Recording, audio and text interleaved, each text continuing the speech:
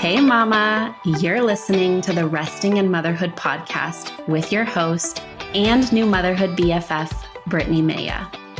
I'm a certified infant sleep specialist, but more importantly, I'm a mama navigating my own motherhood journey right alongside you. So join me weekly as we discuss the real, raw, and relatable truths of motherhood. We'll touch on everything from the ugly and difficult things we think but are afraid to say out loud, to the beautiful moments that uplift us and bring us so much joy in motherhood. So go ahead, take a deep breath, embrace the chaos, and join me for heartwarming conversations that'll leave you feeling understood, inspired, and ready to tackle whatever motherhood throws your way.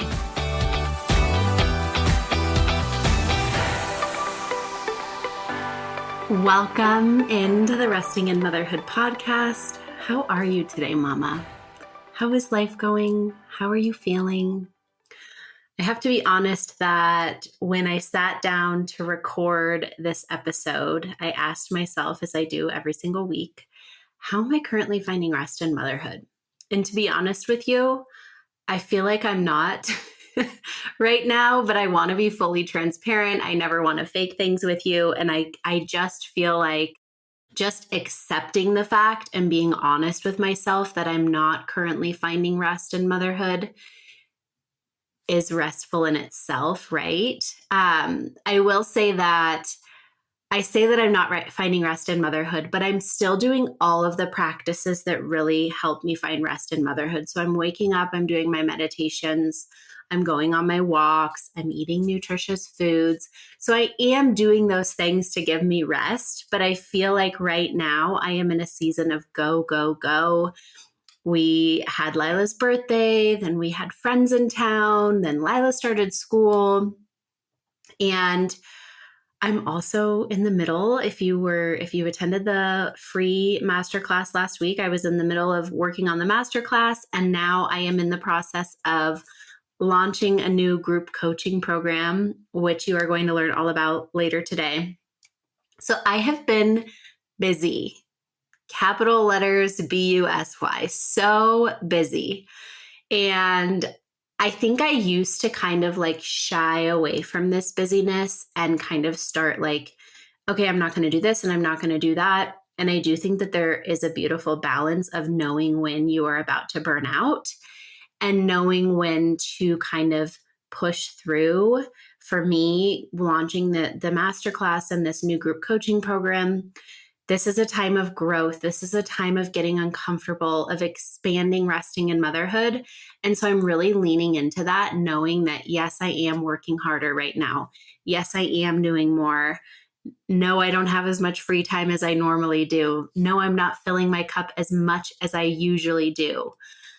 But underneath all of that, I still am taking care of myself. And I also know that like once I get this new program up off the ground and launched, I'm going to be able to kind of take a deep breath, reset, recalibrate, and get back to really my restful action items in my day to bring me that rest in motherhood.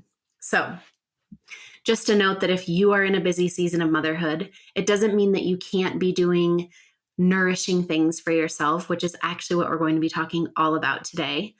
But it does mean that like sometimes that we're going to be maybe finding less rest for a period of time. But I think having these nurturing items within our day that are just a part of our daily routine are so helpful for times when we are busy. Because if I think about if I didn't have my morning meditation, if I didn't have my journaling, if I didn't have my walks, if I didn't have my protein-filled meals, which I didn't for a long time in motherhood, I would be burnout central right now. But I have found these items to be so helpful for me that they have become a regular part of my routine. And I hope that you can find items like that in your day. So this actually leads me perfectly into what we're going to be chatting about today, which is morning habits to set your day up for success.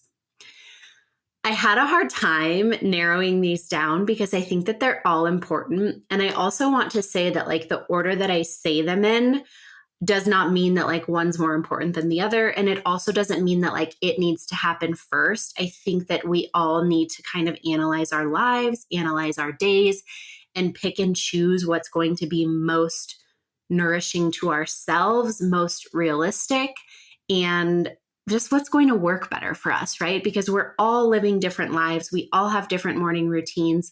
Hey, some of us might even be like shift workers working at night. So again, these things I listed, I just kind of did a brain dump. I got out like what I wanted to share with you. And so let's jump into morning habits to set yourself up for success during the day. The other thing that I just thought of that I forgot to mention is I understand and recognize that I have moms in this community who just gave birth to their first child. So they have a brand new newborn.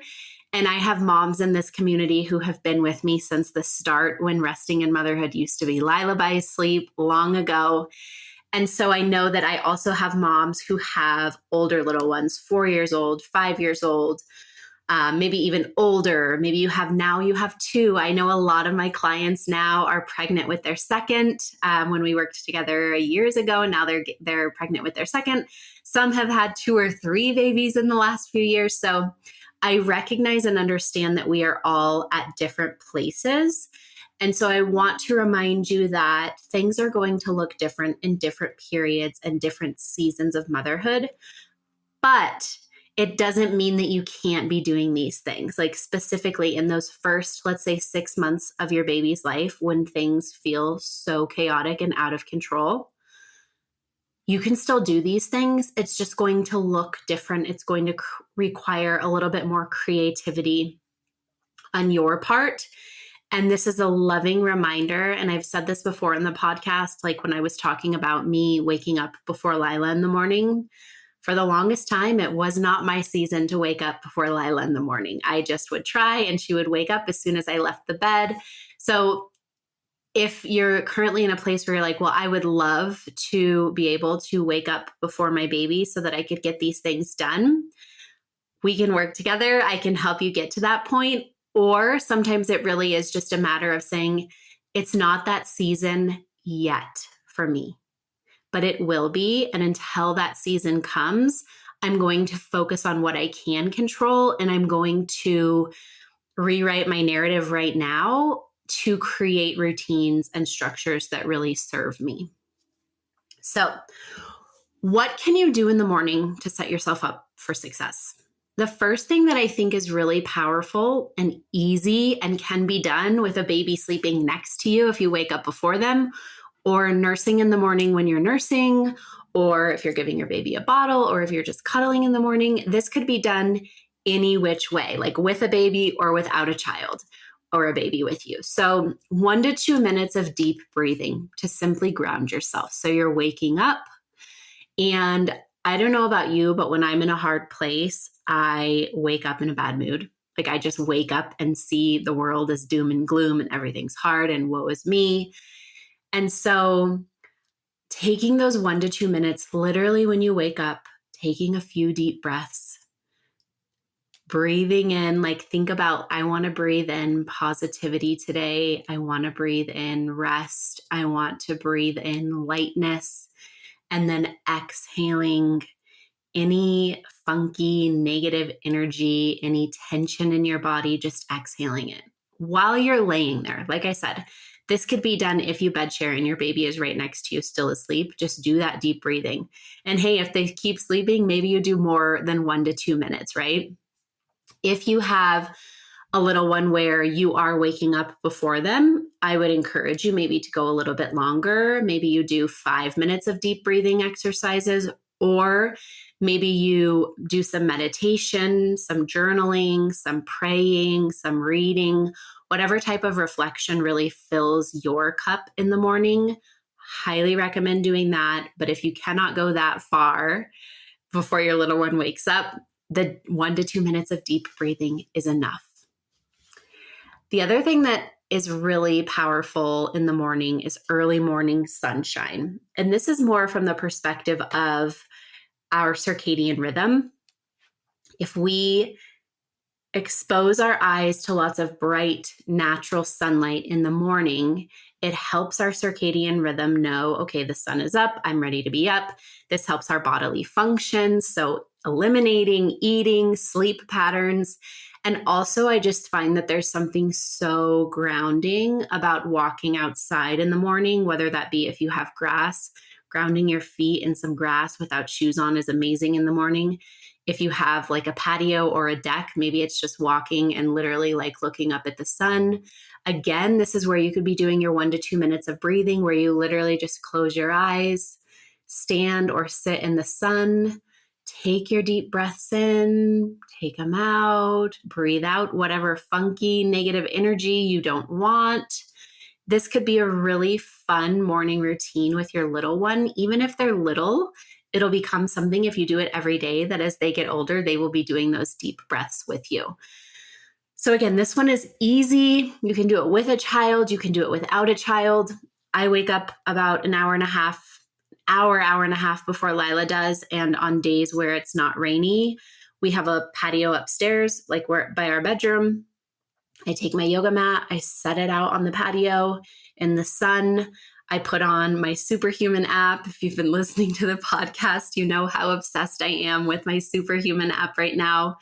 And I put on a meditation and I sit in the sun, and it is glorious. Now, again, if you're like, wow, must be nice, I promise you that season is coming. But if you're not currently there, what can you do that's realistic while still filling your cup? Having a morning routine with your little one is also really nourishing and helpful, because the more that you each know what to expect, the easier the day is going to be. And I've done at least one episode on routines, maybe two, but I know for sure I've done one. And you know, if you've listened to it, how powerful routines are. And I think this one kind of overarches, right? Because I think not all of these, but a mix of these things that I'm going to be talking about today should be included in your morning routine. But I'm talking specifically about like a morning routine with your little one. And I've used this example before, but I love it, of like when they wake up, maybe you do a good morning song. The one I always share, which I will not share my singing voice with you because you will stop listening to the podcast.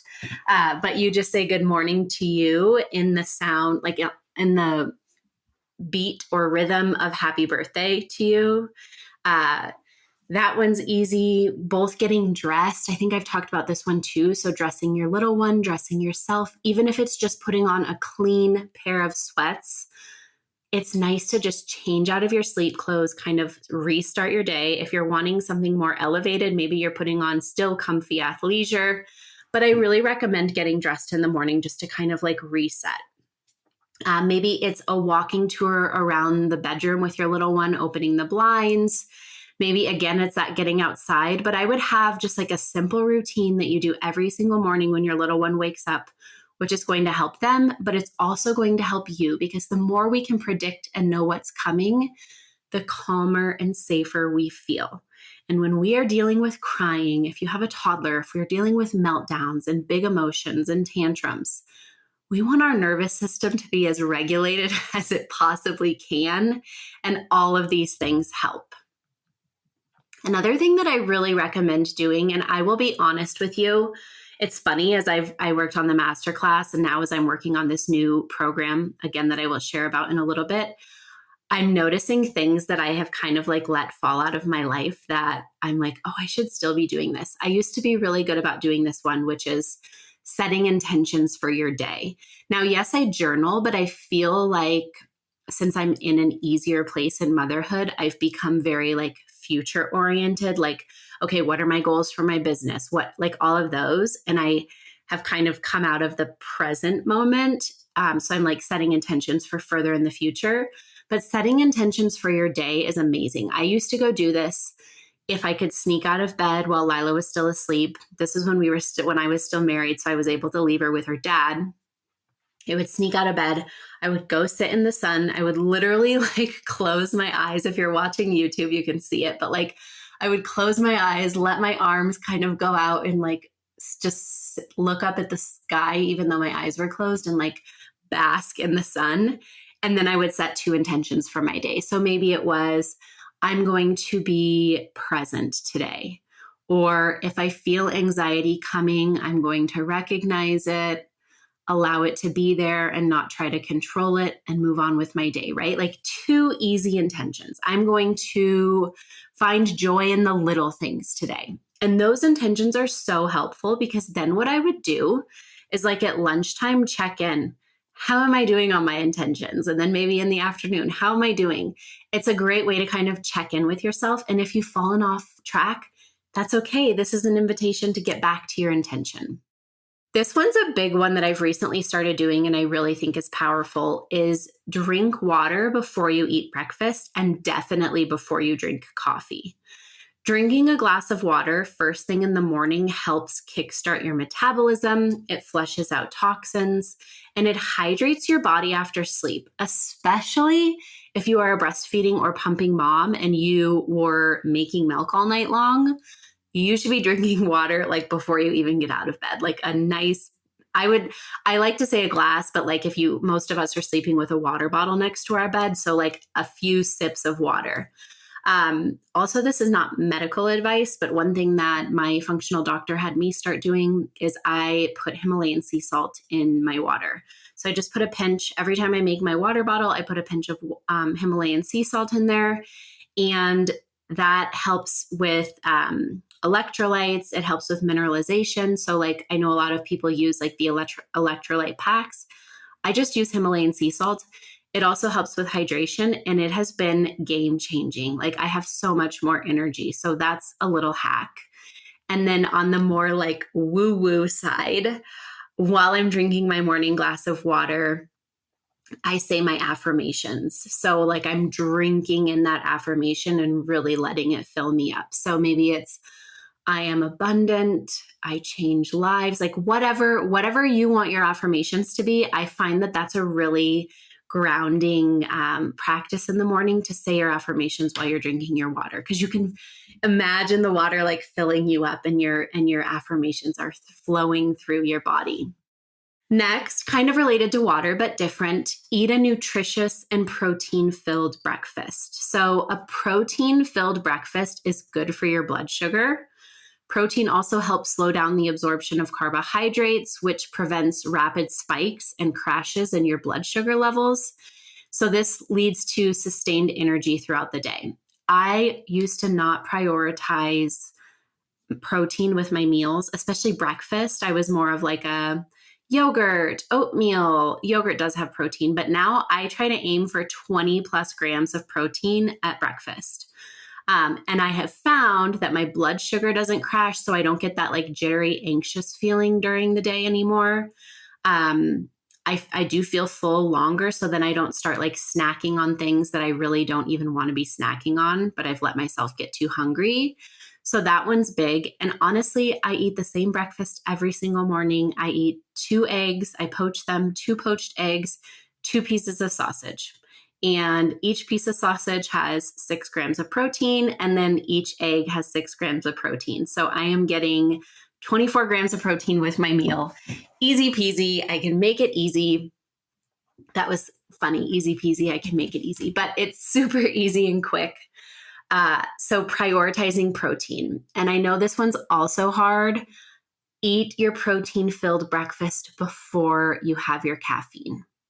And I know when you're up all night, that's so hard, but it really makes such a difference when it comes to your nervous system and your blood sugar. If you can get that protein in there first, then your body isn't like high on caffeine before it gets any good nutrients in your body. Because when that happens, then you know that nervousy, jittery feeling I was talking about.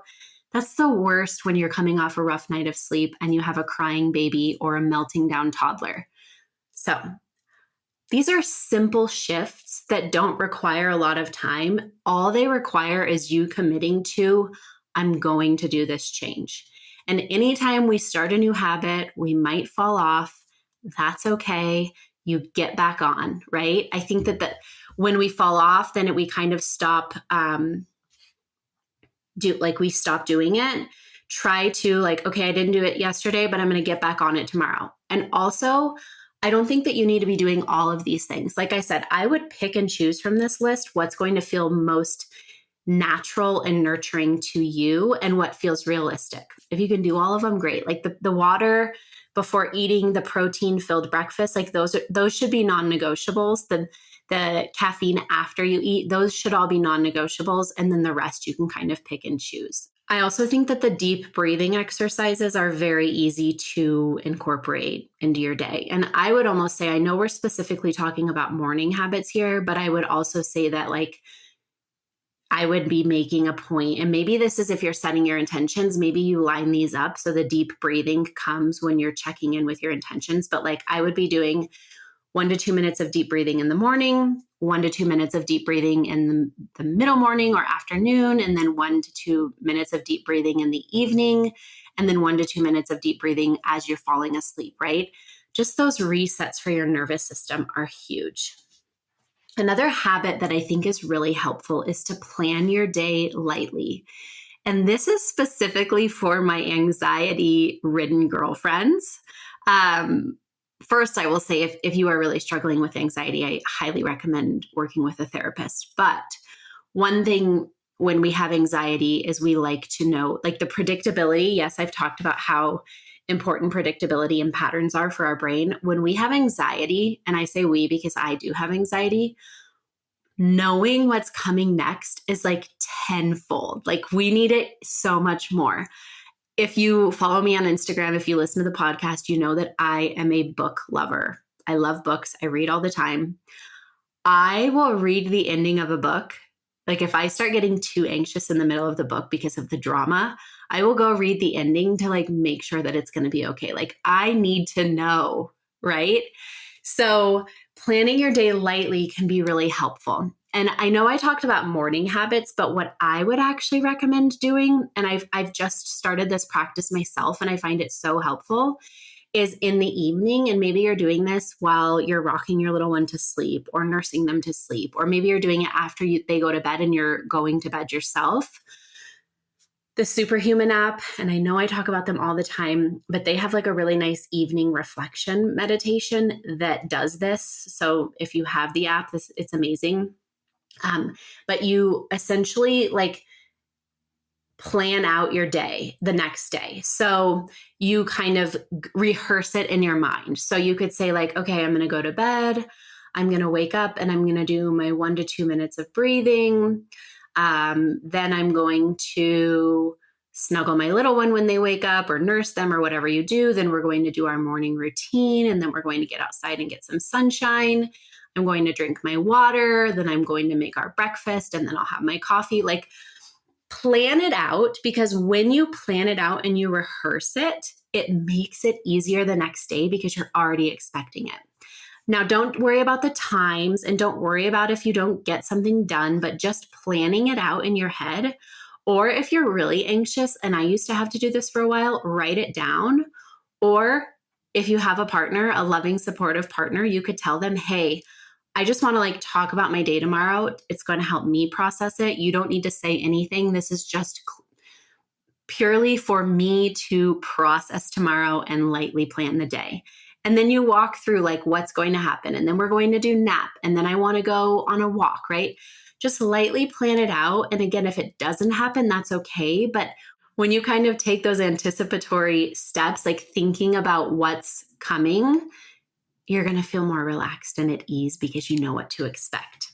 And be kind to yourself again. If everything doesn't get done that you planned, that's okay.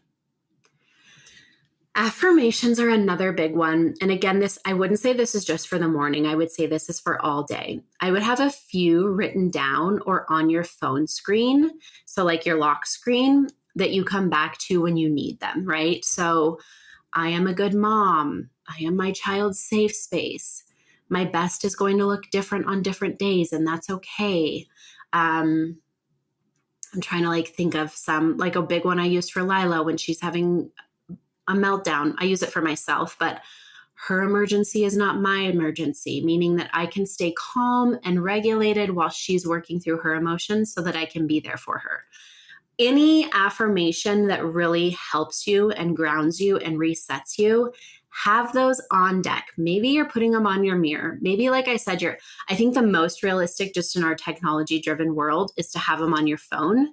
Look at it like, so you can like, I don't even know, like maybe you just write it in your notes section of your phone, screenshot it, and then set that as your background of your phone. Something to just come back to when you're having a hard moment to say those affirmations. Lastly, make the bed. And I don't know how many people don't make the bed, but I will say that before I was married, I never made the bed. I was like, why am I going to make the bed when I'm going to get into it tonight? And then I married a man who was obsessed with making the bed. And then I started realizing how nice it is to get into a bed that is made, like the crisp, cool sheets, especially in the summer, like when the air has been going and you get into your crisp, cool sheets. The best. So make the bed in the morning. It doesn't have to be like right when you wake up. Actually, our morning routine is we wake up. Well, I wake up before Lila. I do my meditation, my journaling, my reading. Sometimes I do some light stretching. And that just reminded me that I need to talk about that one, but I'll talk about that in a second. Then Lila wakes up, we snuggle in bed, we go downstairs, we eat breakfast, we read books after breakfast, and then I go into the room and I make the bed. And I do that just because I don't like to rush around in the morning. I like our morning to feel like very easy and slow. And also, I like to let the sheets breathe. So yes, I clean our sheets, but I think like after each night of sleep, if you leave the comforter down, you can let your sheets breathe just to kind of let some fresh air in there after you've been sleeping on them all night. So my point is, you don't have to make the bed as soon as you wake up, but I do think that there's something really grounding about making the bed. That way, like if you walk into your bedroom in the middle of the day, your bed is made. It's one more piece of organization to your day instead of walking into a bedroom where the bed isn't made and then your day feels even more chaotic. Little things like that help a lot. And then also there's just something so nice about getting into a made bed at the end of the day. And no, this is no shame to people who aren't making their bed because like I said, I didn't. And I was also really lucky that when I was married after Lila was born, he made the bed every single morning. But then after we got divorced, I knew how much I liked a made bed. So yes, I started making it every morning after our morning routine. And lastly, in terms of habits and routines to set yourself up for success, light stretching or light movement in the morning, whatever that looks like for you. Yes, I would love for you, if you could, to get out on a morning walk, like after breakfast, something like that. But even if it's just like sitting on the floor after you and your little one have eaten breakfast, this is a great time. Like if they're doing tummy time or playing on the floor next to you, like doing a quick little flow of stretching. So if you do yoga, maybe that's like down dog, up dog, maybe a sun salutation, right? Like just kind of getting the blood flowing and moving is so helpful. I also want to state here that if you work like out of the house, or if you work in the house, but you have to start by a certain time, I think you can still fit a lot of these in. It's just going to look different. You're going to have to get creative of like, what's my biggest priority? And maybe you kind of flip-flop. Like maybe you're like, I don't have time to set intentions. I would say like the intention setting thing is easy because you could literally do it like while you're making your coffee or while you're making your breakfast. You could also do the deep breathing while you're making your coffee or while you're making your breakfast. You can do your affirmations while you're getting ready in the morning, putting your makeup on, right? These are quick, easy things that you really can fit into your life no matter what your routine or schedule looks like. And I think that one of the biggest things that I want you to walk away from today's episode with is we often make excuses for ourselves. And I say this in the most loving way because I used to do it too. And I still do it sometimes, where it's like, I don't have time to do that. I'm so busy taking care of my baby. I get it, but make the time. Because when you're really saying like, I don't have time to do 1 to 2 minutes of deep breathing in the morning, you're really saying that's not important to me, but I want you to be important to you. And maybe you don't like the deep breathing. Okay, fine. Don't do the deep breathing, but Pick a few things from what I talked about today and commit to doing them, because they're not taking a ton of time out of your day.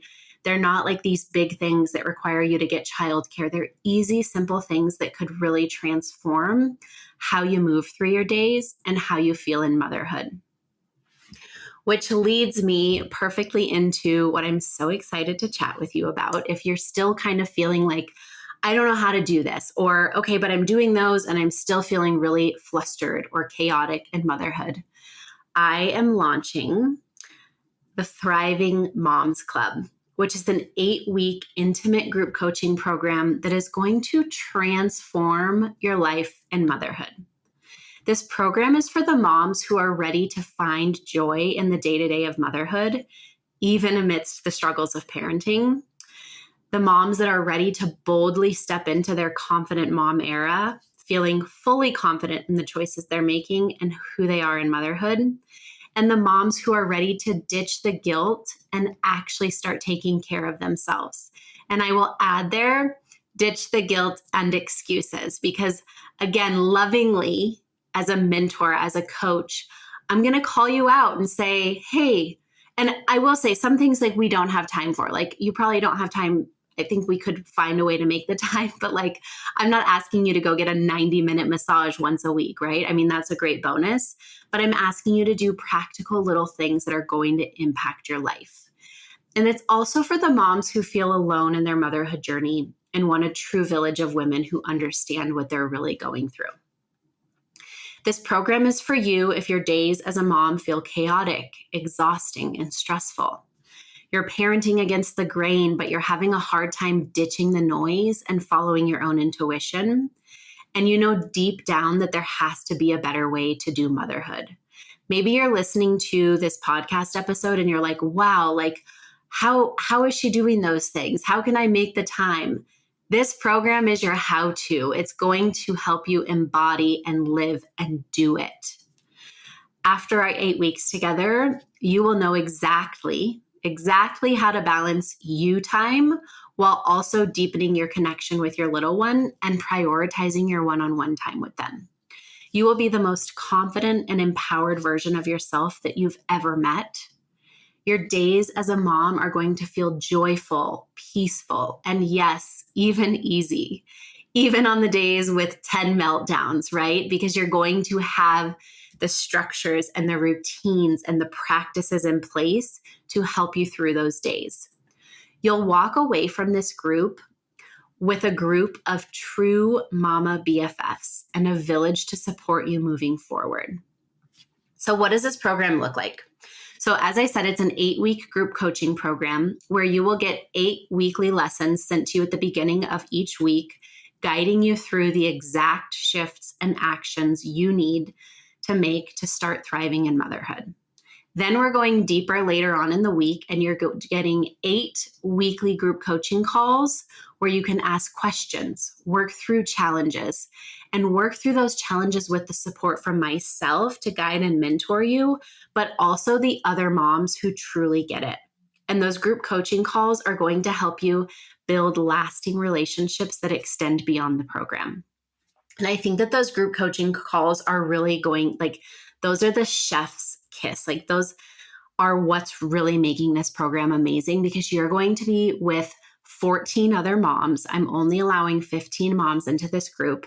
So you're going to be with 14 other moms plus myself. So that's 16 of us total, and talking through, this is what's coming up for me. These are my challenges. And then it's going to be a lot of, oh my gosh, me too. This is what's helped me, right?